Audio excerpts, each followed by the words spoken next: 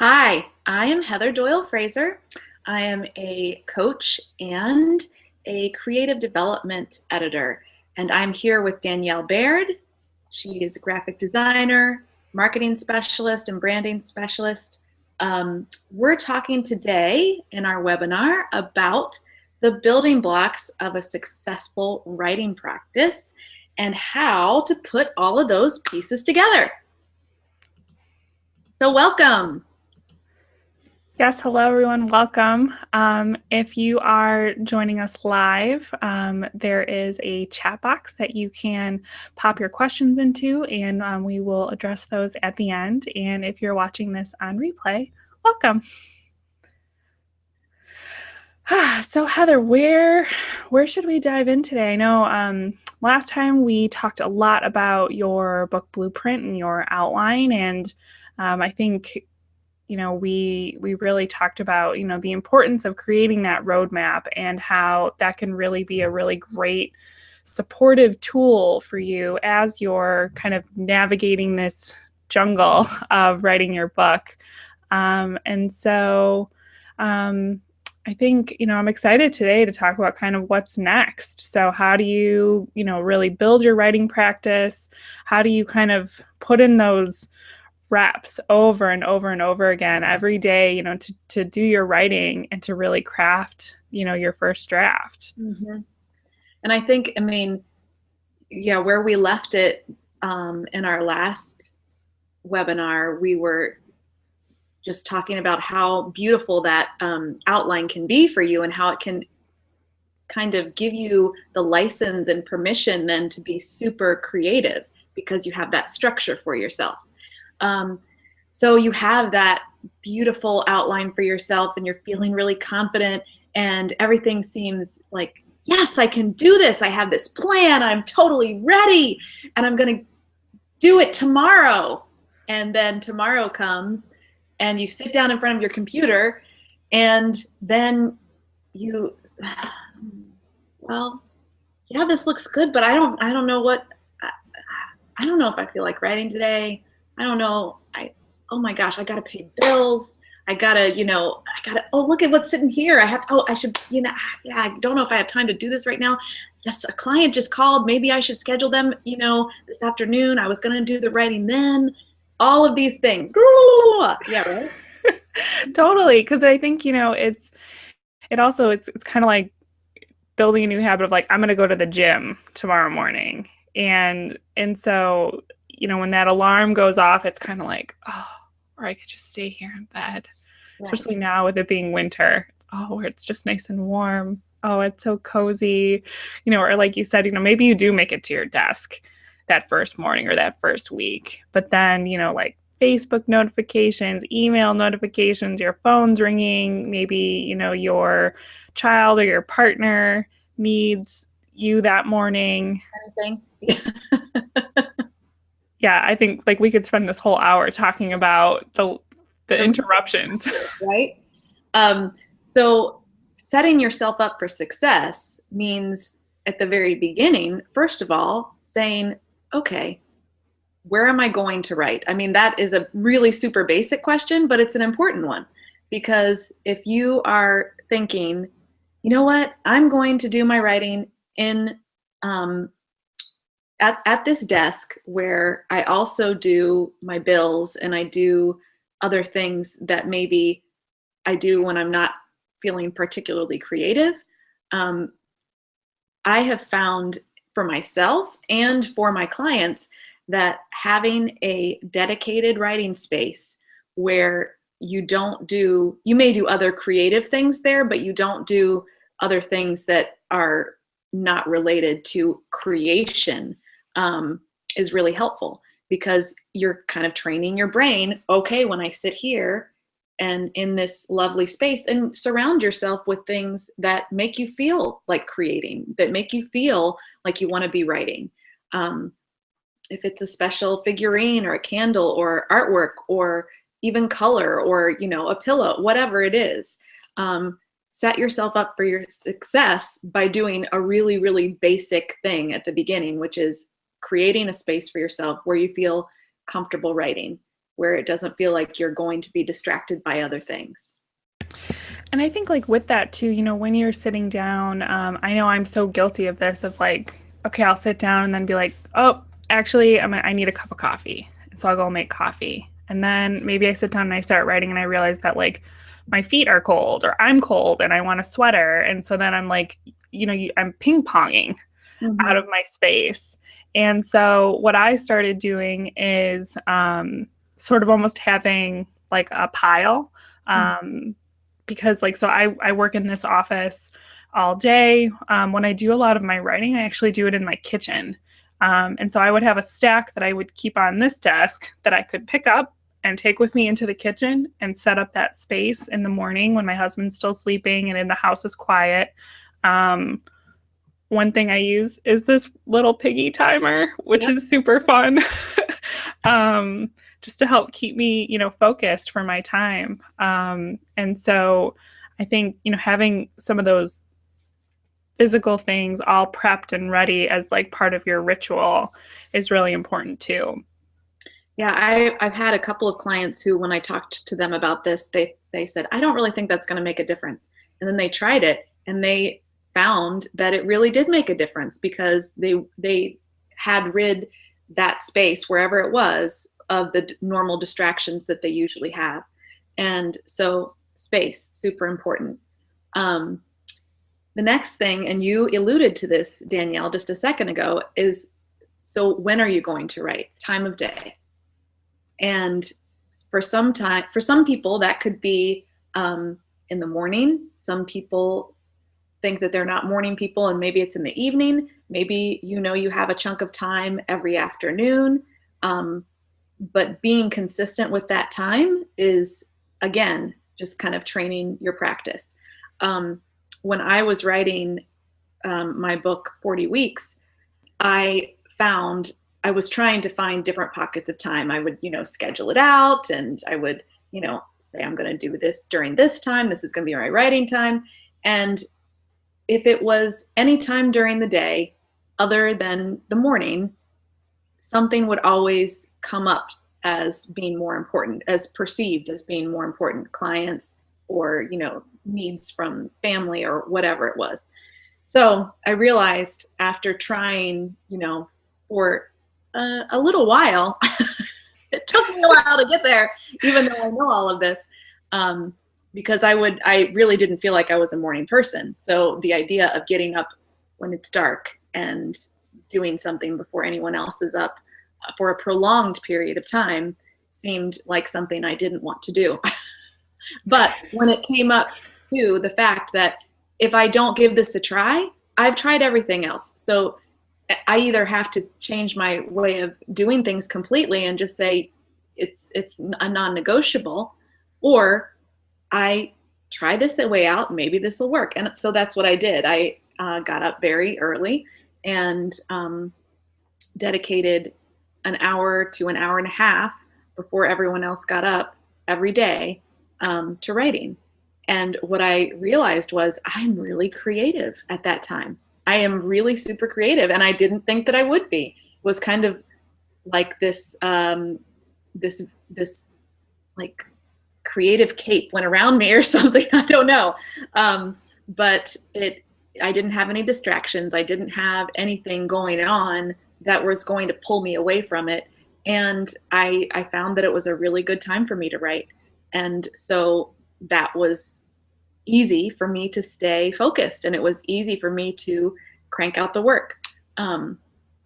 So even if you have in the past thought, oh, I'm not a morning person, or, oh, I don't think this will work, give it a try. You never know what's going to happen when you're really committed to something. Yeah. And, I think I was going back through some old journals and realized that I've sort of been reading about habits and habit formation, and I geek out about this stuff. And I think I've been looking at it probably for the past 4 or 5 years, just because a lot of times, like, it feels like this elusive thing to build this new habit. And I think like part of the reason that early morning works is, in a lot of the research, they talk about having an anchor. And so it's kind of this if this then that Mm-hmm. formula. Mm-hmm. And so, your routine might be I wake up, I go to the bathroom, I take my dog out, I brew my tea, and I sit down. Mm-hmm. Um, and so there's not a lot to like get in the way between waking up, which you're going to do every morning, and your next thing. And And so go ahead. no, Sorry. no, go ahead. I was just going to say, and I have run into, a lot of people do have morning rituals already, especially writers. What I've noticed is, and I had a morning ritual as well, doing a little meditation and reading devotional and things like that. Um, and so the idea of, well, I already have something there. I don't want to include something else.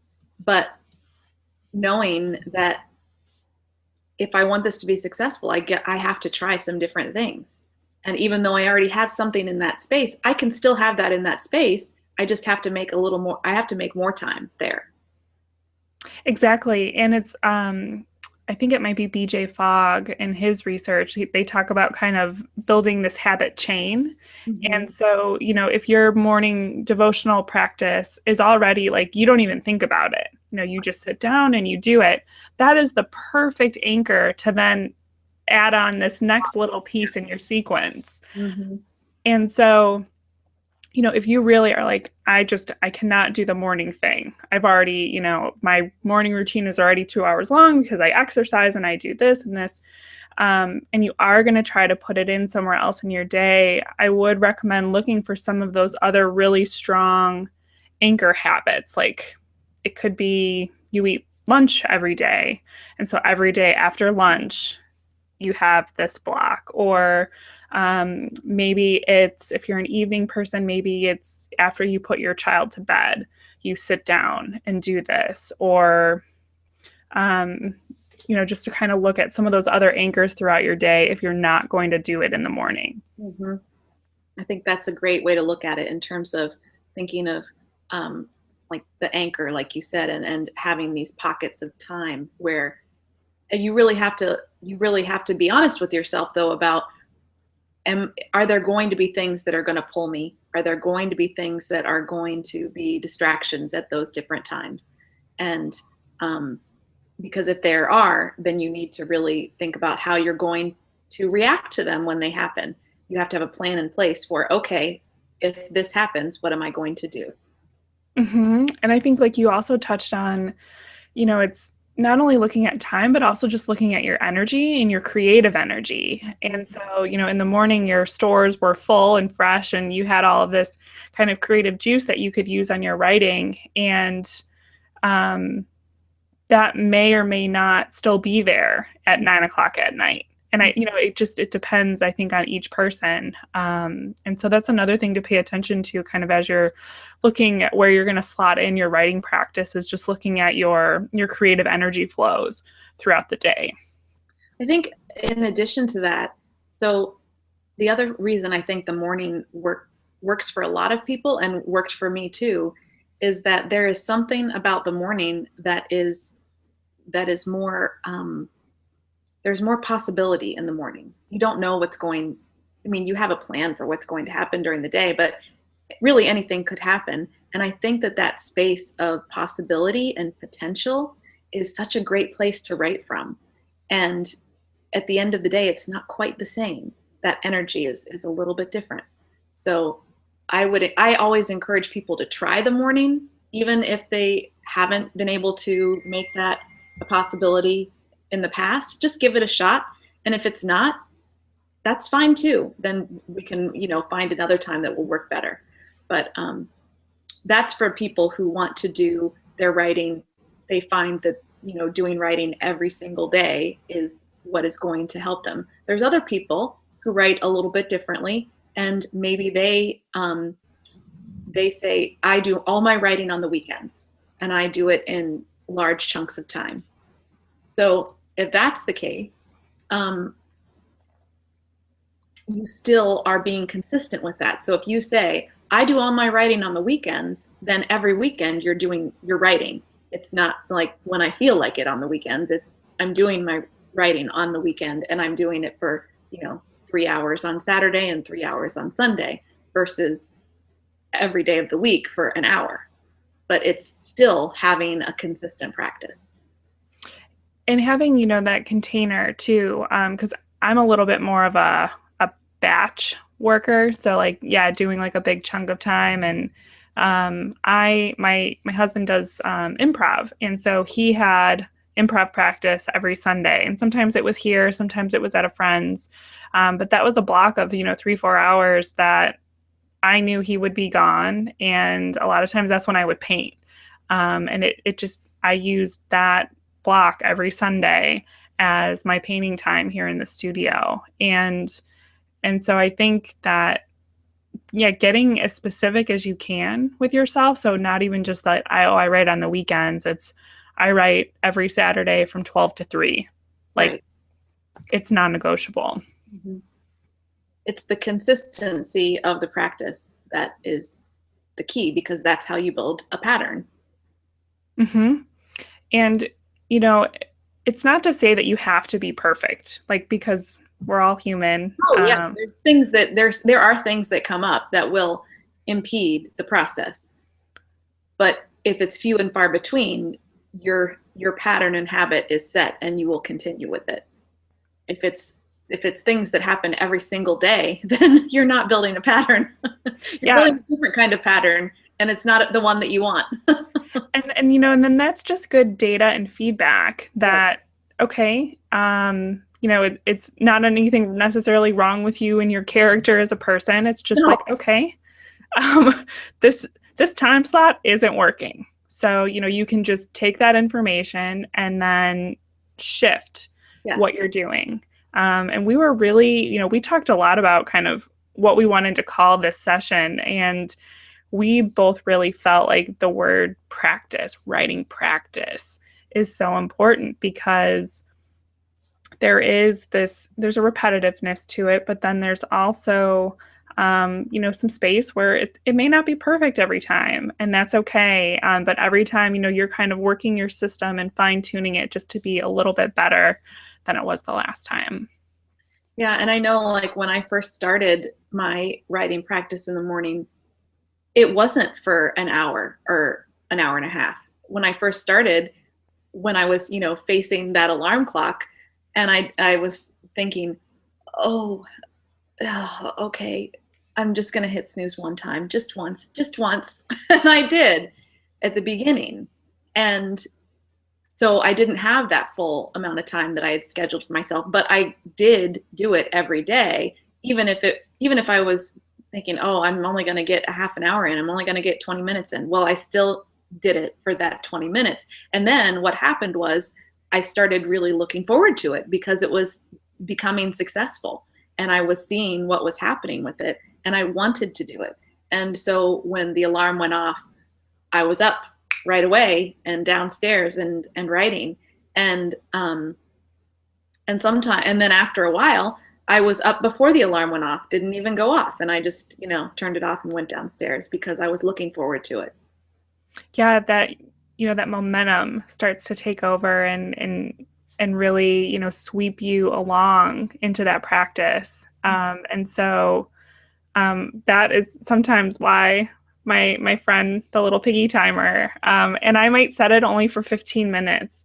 And it's enough to trick my inner critic, my resistance, whatever you want to call it, that is like, oh, I don't want to do this today.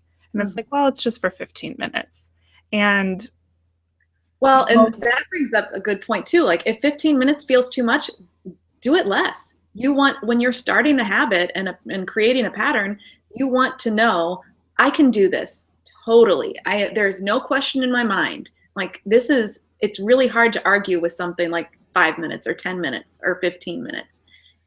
So when you're starting, set it just for that. I mean, like, set your expectation for that. And then the more that you do, the better it is.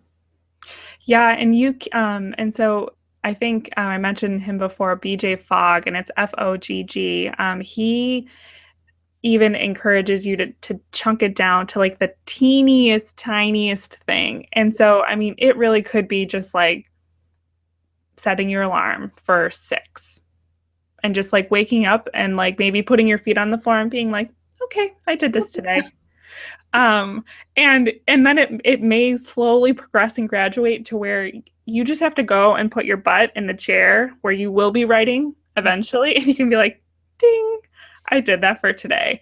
And that seems like we're laughing and like it seems really silly, but it's about those small wins of and just really slowly building that habit, instead of saying, I'm going to write for 2 hours at 4 in the morning from 4 to 6 a.m.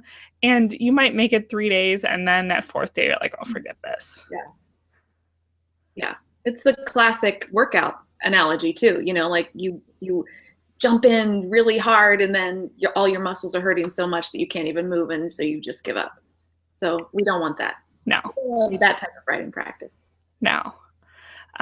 So I think, you know, just to sort of recap on this segment before we kind of move on to the next part, you know, is just to really experiment and to use some curiosity and play and creativity and designing the practice that works for you, and just to stick with it and keep experimenting until you find what feels good. Exactly.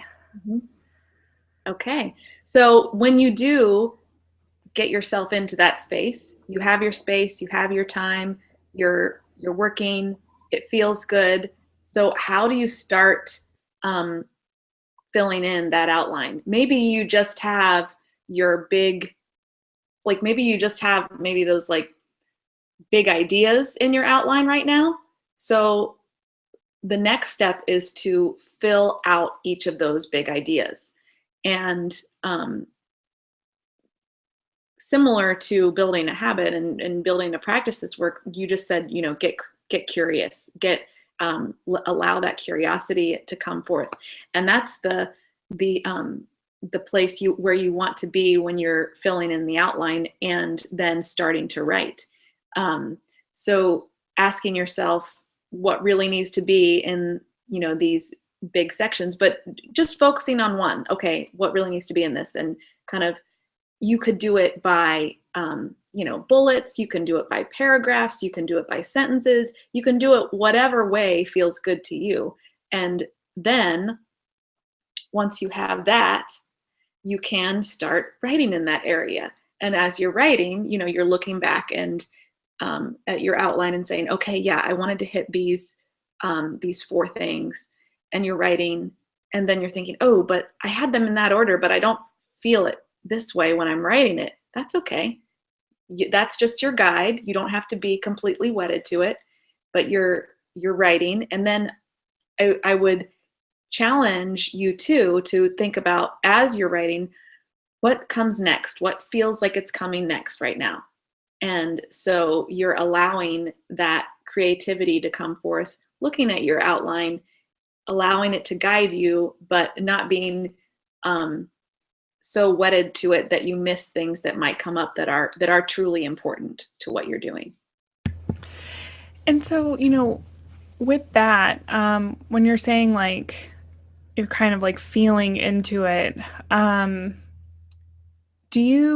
I know that like we're both pretty intuitive people, and I think that a lot of writers are as well. And so like, do you kind of notice that intuition and that resistance maybe in your body as you're writing, and you're like, maybe this plan that I mapped out in the beginning just isn't quite where I want to go next? I think that a lot of writers notice that, and sometimes that feels like a place to stop.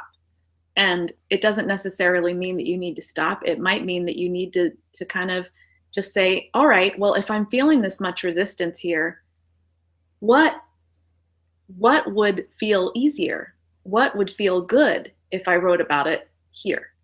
And kind of looking at that, and it may not stay there, but if that's what feels good at that moment, it's to keep your writing practice moving, I would say to write that. And then once other things continue to flow in, you can see, yes, this totally needs to be here. I was off the mark when I was doing that outline. This is gold right here. Or you can say, I think I just really needed to write that at that moment. Maybe it doesn't even need to go in the book. Sometimes what we're writing about is what we need to write about, but it's kind of like the backstory. So I have seen this a lot with my clients. So when you're writing a novel or, a fictional piece, the author has a backstory for all the characters. The reader doesn't always see that. They don't know that, so-and-so has these motivations all the time. The writer does, because that's how they're writing it. They know that this is going to be the next step because this is back in the past for this person. So the same thing happens when you're writing even a piece of nonfiction. There are pieces of your story, of your experience, of your knowledge even, that don't necessarily need to be in the book, but you need to write them down because they're part of your backstory. And so after you do that, you may find, hey, this goes somewhere else in the book, or this goes right here. And then sometimes, yeah, this doesn't go in this book at all, but I had to write it to get to the next place, and that's okay.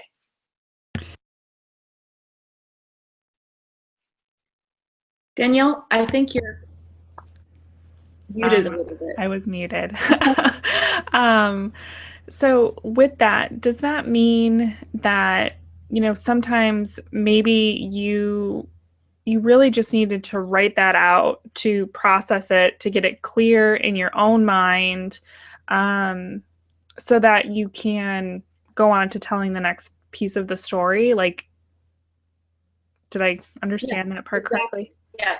So when I'm thinking about writing something, and I've talked to enough people that I think that some people experience this as well. You're on a path. You're going down this road, and you get to either a crossroads, or you get to a place that feels fuzzy, and you think, I don't know where to go next. And so you have to create that path, and you may not be sharing that part of the path with all your readers later on, but in order to get to that next place in the evolution of the story or the piece that you're writing, you have to travel it to get to the next place. I love that metaphor. And so it's like, you may have to take all 10,000 steps to get there. But when you're kind of guiding your reader with you, you might be able to hop over some of those sections. Like a shortcut here and there. Yeah. Reminds me of like Chutes and Ladders or something like that. Yeah. And I know the other thing, like we've talked about before too, again, like with the outline and kind of looking at some resistance when you're sitting down to write that day. And I've seen it just on different pieces that I've worked on that, sometimes where you're at and the thing that you're trying to express for whatever reason just is not coming forth right now. Mm-hmm. Sometimes I feel like, needs to marinate in the back of my head for a little while longer. And it's really easy, I've noticed, for me to get frustrated and sort of then quit for the day. Yeah. Nothing's working. I'm off.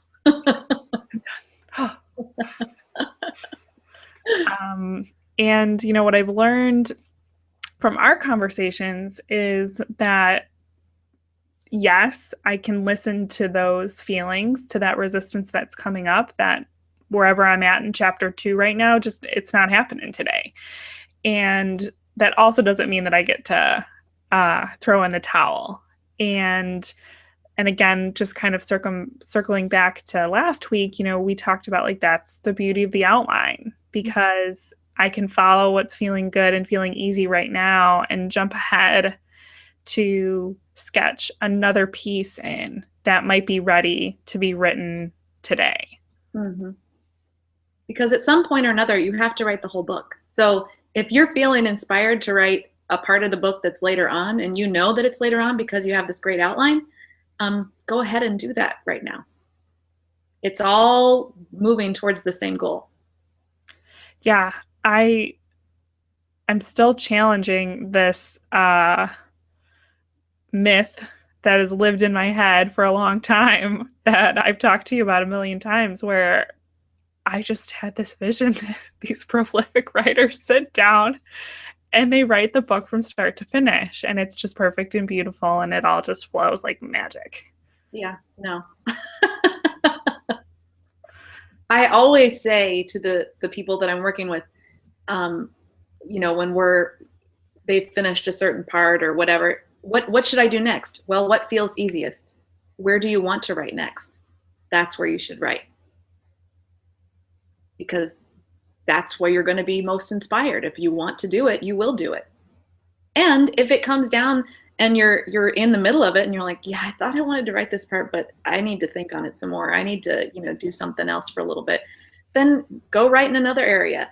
And if you get to a point where nothing is feeling like you want to write, then go back and start revising a little bit on what you've already written, because that you're going to need to do that too. It's all going to need to happen. And so when you are building that successful writing practice, the key is to continue, even sometimes when you don't feel like doing it.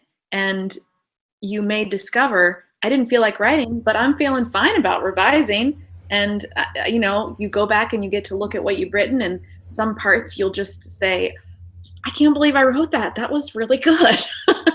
And then you think, I really needed some time away. And now I see where I was having trouble here, and I can see why. I need to do some different things here. So just because you don't feel like writing something from scratch at that moment, maybe you need to be doing something else. Yeah. And I know this came up recently too with one of our clients. He was asking about, when do I research? Mm-hmm. And I think, we were talking with him about how sometimes on some of these off days can be a great day to go research. And so, you told him how if you're going along and you realize, oh, I think I need to research or go look something up, you can just make a note to yourself and just keep going if you're in flow. Mm-hmm. And then, on these days where maybe you have writer's block, which the more we talk, I'm starting to realize doesn't really exist, that, it can be a great day to go back through your manuscript and see okay, where did I need to go and do some research, and, do that for today. And so you're still taking those steps forward. You're still honoring your practice and the time you've carved out, even if it's not, working on the very next chapter of the book. Even if it's not what you expected. So that, if the expectation is, I'm just sitting down to write, you're always going to meet I'm just sitting down to be working on my book. You're always going to meet that expectation. Whether you're researching, whether you're revising, whether you're writing, whether you're brainstorming about a new section and just taking some notes, that's all working on the book. That's all part of it. So I think that also sort of brings up a different idea about the expectation of what writing a book looks like. It's not always writing something new. It's a lot of different things. And sometimes it's research, sometimes it's brainstorming, sometimes it's writing, sometimes it's revising, sometimes it's editing. Sometimes it's reading what you've done and making sure that it flows and it feels good to you, and making sure you haven't missed anything. I love that. And I think it reminds me, again, going back to the beginning, just talking about habit and goals. And something I've been really working to shift for myself is the idea of outcome goals versus process goals. Mm-hmm. And I think it's really tempting to say, I'm going to write X 100 or 1,000 words each day. And that can be really difficult. So I think, if you're looking at creating more of a process goal, like you were just saying, I'm going to dedicate working on my book, every day.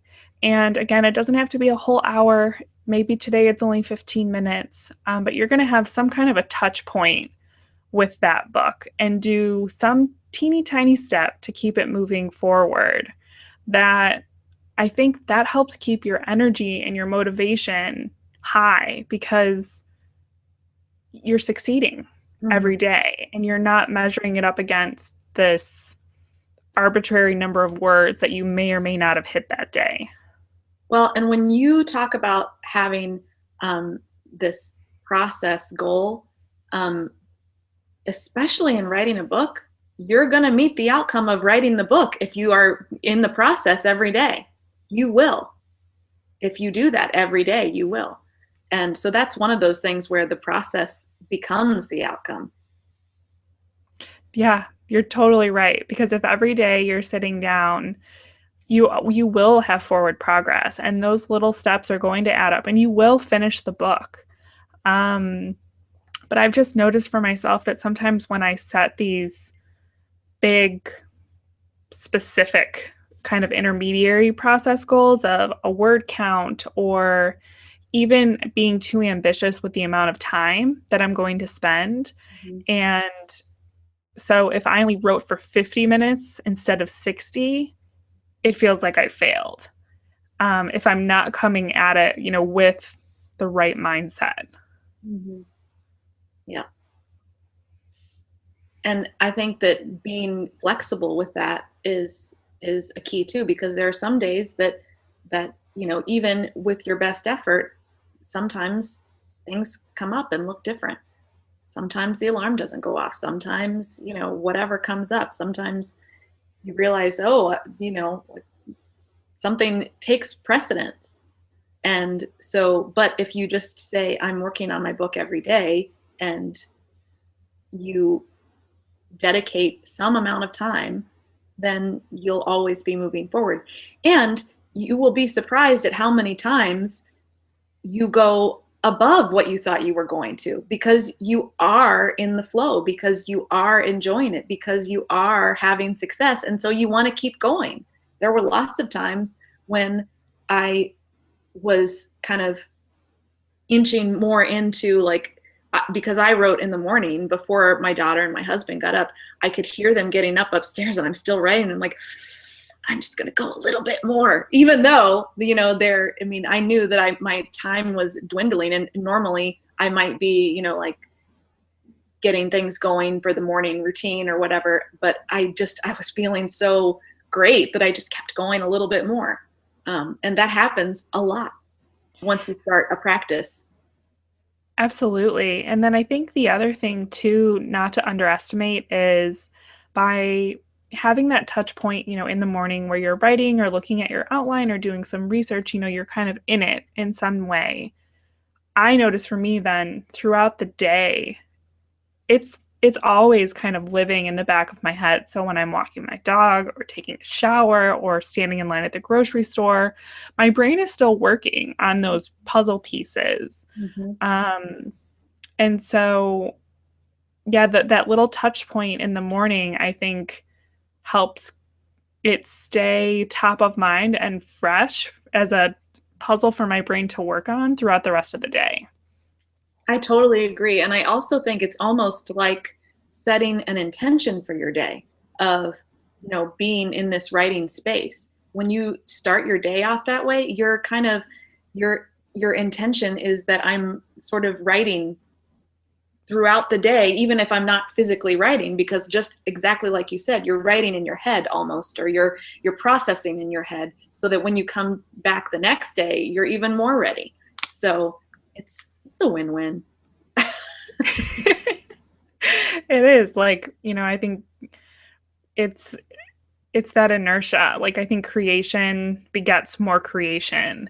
And I think the inverse is true too. Like I know that when I, might fall off the wagon with my habit, and the more days that creep by that I haven't touched the project, it makes it really hard to kind of get back in. Mm-hmm. Oh, it's like the exercise analogy again. Same thing. Um, And not to say like everybody needs a break now and then. I mean, breaks are okay, but it's allowing yourself a little bit of rest and then knowing this is not like a 4-week break. It's like, I need a break today. This day, I need a break. And then tomorrow I'm back at it. Yeah, I think, it's the way I'm hearing you describe it, it's as this active choice where you're really looking at, okay, what is going to really truly serve me and this book right now? And it might be a day off, and it might be sleeping in, and it could be taking an adventure, out in your town or your city. Or maybe you have a family vacation planned and you're like, you know what? I'm not writing for Right. this week. Yeah. Yes. And that's totally okay. And some of the stuff that I read, I think this may have been in Better Than Before by Gretchen Rubin, which might be my new favorite habits book. She talked about making some of these decisions ahead of time, and how if you're going to take a break, try to plan for it when you can. And so it is a choice and not just I don't feel like it today. Right. I think that is actually right on. That's key. I mean, because then you're saying you're not, here's what it is. When you say I don't feel like it today, you're saying that I can't write because I don't feel like it. And when you have a practice, you sit down and you do the practice. You do the practice every day, whether you feel like it or not, because it's a practice. So when you make a choice, I'm not doing it today because I need a break. That's not saying I don't feel like it. That's just saying I'm choosing not to do it today. And that's a big difference. Yeah, that word choice, I am choosing. There's a huge energetic shift around it. And I think it also just sort of clears your brain from that, well, am I doing it later? Am I going to do it after lunch? Maybe I can still, there's this chatter that happens where I think, if there's like a choice and a decision of today I'm taking the day off, then it's like, check, and all that brain space gets cleared. Yep. And then there's no expectation that you're not meeting. You're,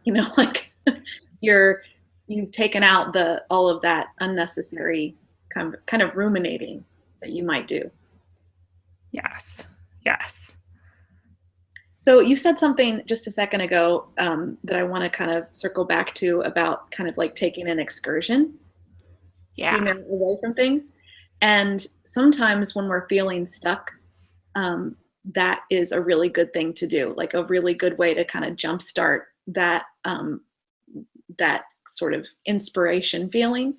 But it doesn't have to be an excursion outside of things. It can be an excursion even like in your writing space.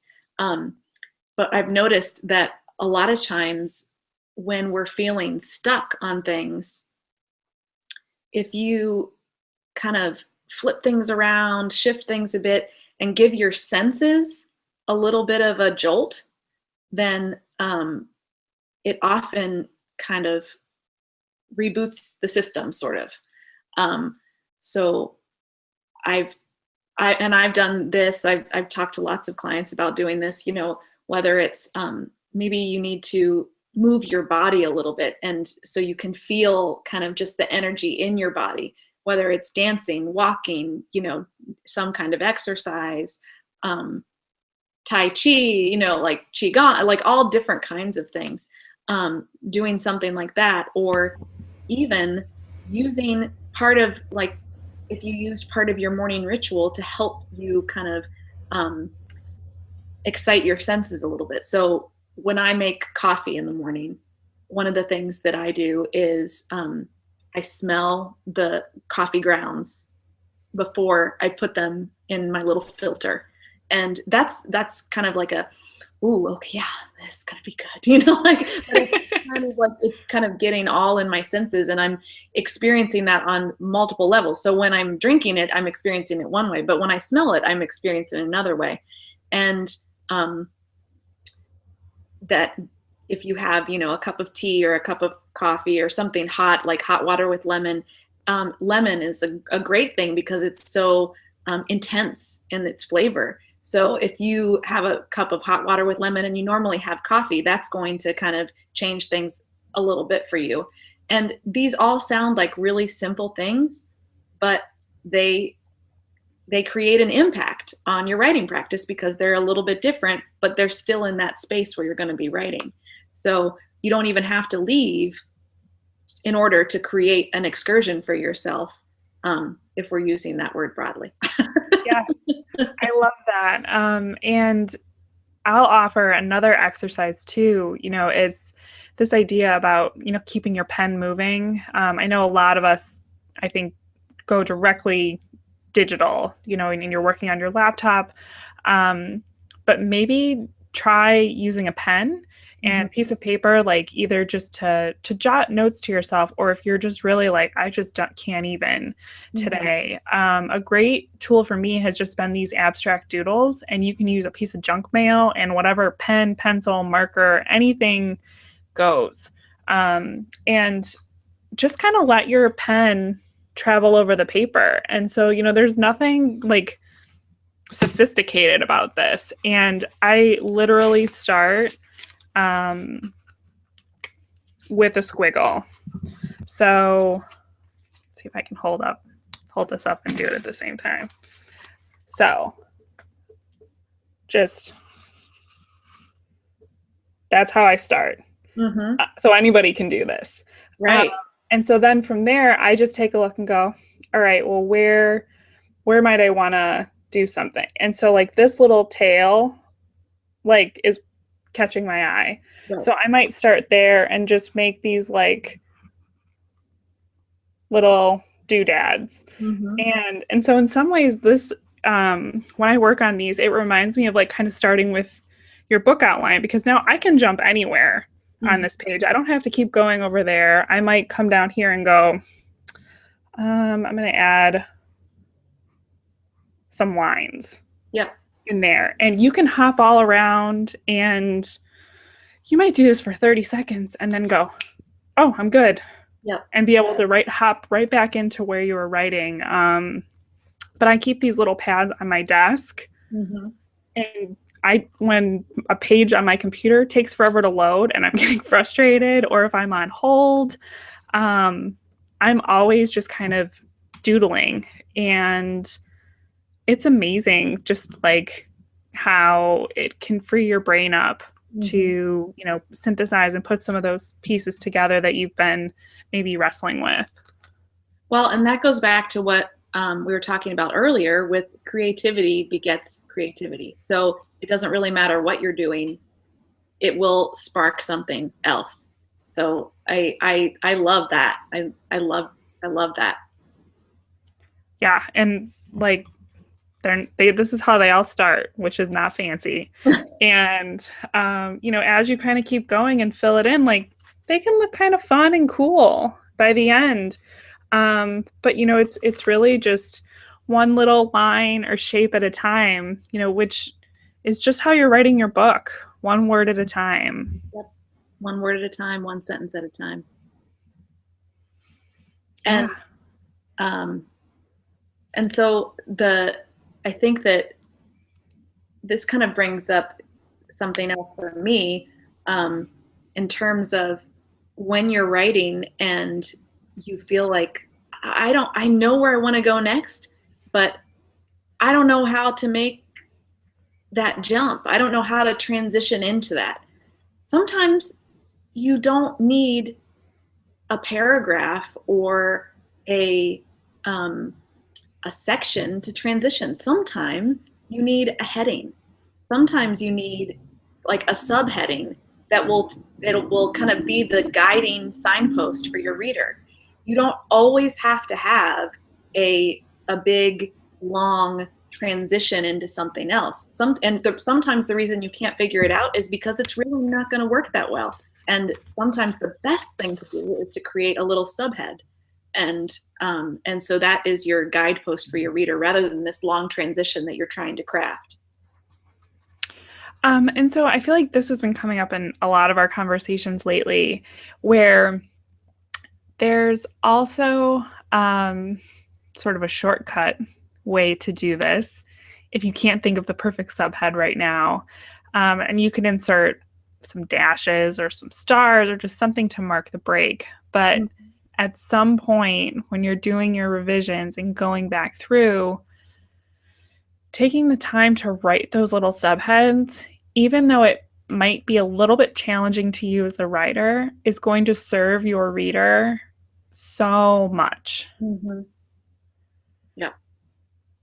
And one of the things, and I know sometimes when I've talked with people about crafting subheads, and this applies to all forms of writing. And so it's in your book, it is on a blog post. If you write really long Facebook posts, this can serve you too. And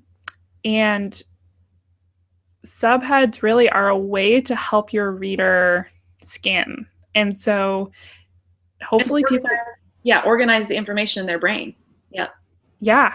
And hopefully they're going to read your work multiple times. And I think we've all had the experience of being like, oh, I loved that part or that quote. Where was it? Mm-hmm. And so you're going back through this book and it's just a sea of text and you're like, oh, where was it? Why didn't I put a little star? Yeah. And so those subheads really help your reader go back and re-experience your work and to find your brilliance again and again. Mm-hmm.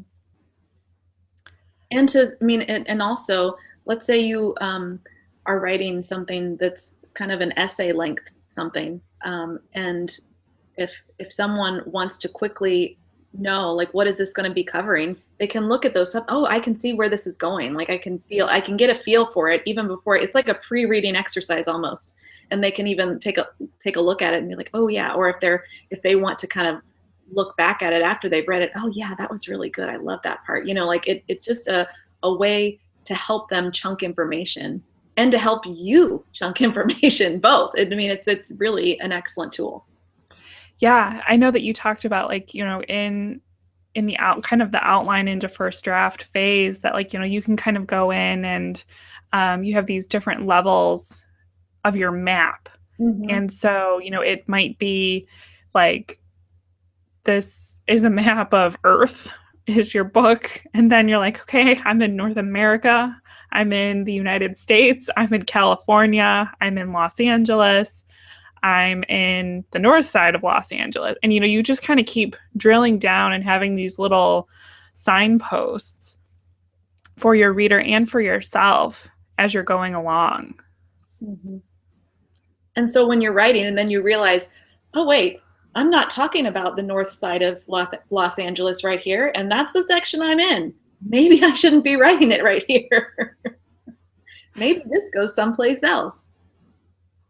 Yes. And if I think that, kind of understanding this can be a little bit tricky. And so, if you're not used to writing in this way, I think a great place to start is by, to kind of go over to Barnes and Noble or your CVS or someplace that has a magazine rack, mm-hmm. and flip through magazines and just kind of look at the headline and then look through the subheads and just kind of start to get a feel for how journalists use it as a tool. Mm-hmm. Yeah, this works particularly well in nonfiction books. This works really well in nonfiction books. Yeah.